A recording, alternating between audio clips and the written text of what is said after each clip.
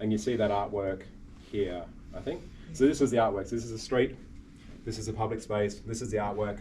This is a big atrium that you moved up through. And these stories changed as you moved up. So at the bottom they told stories of the land and the water, and then as you moved up through they told the stories of the sky. So it was this idea of kind of a richness to architecture we wanted to capture. So in some ways I think maybe that was designing for community. The other gesture on this one. Can I ask, who did the art? So there's this amazing girl called Rihanna who is Indigenous, and we engaged with her during the competition, and she produced, this is an original artwork, and it's fucking unbelievable. Like I want to print it out, and, like it's incredible. Like this is a zoomed in piece of it. It's like this, and this is local, this is specific to the area. So there's waterways, this is the land where salt water meets fresh water, this is where pelicans live, and she produced this, and we're just like, holy fuck, how can we not win this competition? Which we didn't. But so the other... So community, you've got about 15 minutes, so Jim's going to have a rebuttal. So, okay, so I've only got one more point. So the other thing we did here, and this is where I do think there's perhaps opportunity, is that interface between public and private. I think to design for communities, I think you have to give something back. So I think great architecture is contributing. I think great architecture gives something back. So what we tried to give back here on a very small scale was a streetscape and a park and a garden that belonged to the street as much as it did to the building. So this was not in the brief, this was not required, but we thought it would be worthwhile giving it up. There's a public, there's a little coffee house next door where there's nowhere to go. So we gave up this space, and we also created a little creche where families could go and linger. And the idea that was that perhaps that people could occupy that, and if it was well designed and it was meaningful and it was desirable, maybe that would become a community space. So I'm almost done. So this was, these are my flimsy extracts from this exercise. So where opportunity lies. I think community takes time. I think it evolves. It's not defined by the physical environment, but it inhabits it. I think we can strive to provide a canvas, but I think communities have to apply their own brushstrokes. So I think that's really, really important. I think it's incredibly hard to design a finished space for the community. I think that campus is often agnostic of architecture in the sense that we often conceive it, particularly as it relates to facade. I think it's more related to the quality of space and place and activity. So I think they're the drivers for community design. I think opportunity lies at the edge. So it's those liminal or transitory spaces where the public and private intersect. That's where I think you can often shape opportunities. So by trying to give something back to the street, back to the community. And the final point I think was, again, I don't think you can necessarily design for community because community is undefined. I think what we can do, and what everyone here does, I think really well, is we design for the human condition. So I think if you design beautiful spaces and places that are desirable, generous, safe, secure, connected, that engender a sense of belonging and comfort and shared ownership, I think if we do all of that, we give people a reason to stay. And if we can give one person a reason to stay, then maybe that one person grows to a community. And then we've designed for community. And that's my presentation.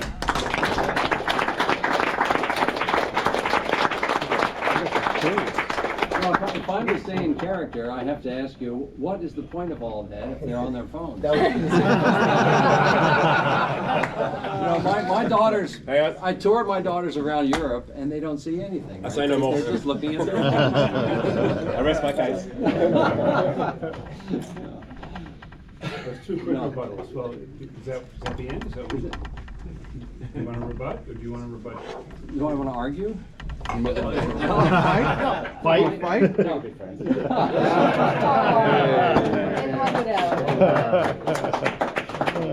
I'm just trying to identify trends that we all know about and are problematic from our perspective. The lack of bodily experience in the buildings, and you described rubbing your hands on the bricks. That's really, to me, sort of what it's all about. Right? And that dualism is what frightens me the most, between body and mind. And we sort of put aesthetics on the side of the mind, and the body is just sort of to be taken care of, when really they're one thing and have to be considered as one thing. And I think that's...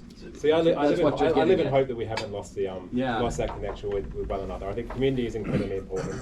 I think I think experience, and I know you think this as well. I think experiences define us. So it's the memories and the taste and the sound, the feeling of the weather, hear the rain, right? It's all those things that make it meaningful. And I don't think you can ever, or certainly not yet, but you can't get that online. And I hope we never reach the state. Absolutely. Well, they're taking selfies in front of the artwork. Yeah. That wall. Part of this, Yeah. part of this In his is image? engaging all of the senses, right? And that's That's the right. problem with Sure. the phone and the That's the digital problem world with the at the phone. moment. That may change, but at the moment, that's the And problem. it's not just the phone. And the spaces that you're talking about, we get all of it. I actually probably do is an interesting one because it's a void Yeah. and it's a non-space. Yep. Yeah. But people occupy it with things, and it's because the people are there that people come there. Right? Yeah, 100%, yeah. That's like when we talked earlier just about, about craft and, plasma and, this phenomenological aspect of architecture. And, his point is that it's very, ocular, visually focused, right? We're such a visual, we've moved to an extremely visual species, right? Yeah. I mean, it's either through videos or images, even our architecture, where we show images of that. And I think which kind of Sang-Min talked about his hospital in Guangzhou? No, where was China. it? Guilin, right? And it was all, and everything you talked about in the beginning was all about the idea, the sense of smell, of smell and what it was like to experience that place and that kind of, that community through a different sensory expression besides sight. So I think if we can engage beyond the digital and beyond sight, it might, and more the experience of architecture. It's an interesting point though about you talk about like we live in a kind of a world of photography and we like everyone wants a moment. So you stand in front of an amazing building and you want that shot. I actually think that so I think obviously I love great architecture, right? It's what inspires me. But like none of these, with the exception of Pompidou, these are all very ordinary spaces. They're non-designed spaces. So I actually think it's like when we designed apartments, we used to say, you like the buyer buys the view, but you go and enjoy a view from an apartment for like 5 seconds and then you stay for the company. It's like a great piece of architecture. You go on it, enjoy it, but then you stay for all sorts of other reasons.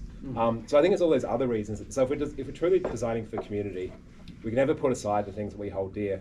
But I think sometimes maybe the drivers are actually slightly different. Maybe it's not necessarily about the amazing facade. It's about crafting those, giving something back, about crafting those spaces that wouldn't otherwise belong, about improving movement and circulation. I think, it's kind of, they're my reflections, I guess, going through this. And perhaps they wouldn't have been, so the question was actually quite useful because I don't think I would have had this thought, like this line of inquiry, unless it was asked. There's a question though, I don't like genders. Can I answer? I hope not. That's terrible. The point about generation, okay, everybody in this room might be. Yeah, we all are, yeah, right. Okay. But your daughter's 15-year-old. Is it going to be, I don't hope that it becomes that, but is the idea of the kind of disassociation with a space you're maybe headed towards that may change the kind of spaces we do. I'm not saying it's true, but it might not be, that's your space, but your son or daughter's space may not be that space. Yeah, It's just definitely. interesting. I have a report to you and to you. I think that you keep saying that the Pompidou is the exception, and you say that the Pompidou is the void. No, the Pompidou is the stage. And actually that beautiful facade and that kind of and that celebration of what's being celebrated of technology and craft and humanity that actually allows the plaza to be meaningful. Because if you didn't have that, if it was a concrete wall, you wouldn't have the stage. So I think that's No, I agree, absolutely. And that's kind of a. I'm advocating for design because you're saying that the design is not necessarily what creates those places. And you're saying that's about the absence. But I find that as desirability as well. Though. About the design. I think good spaces are desirable. So I think the Pompidou is desirable because you have that amazing stage.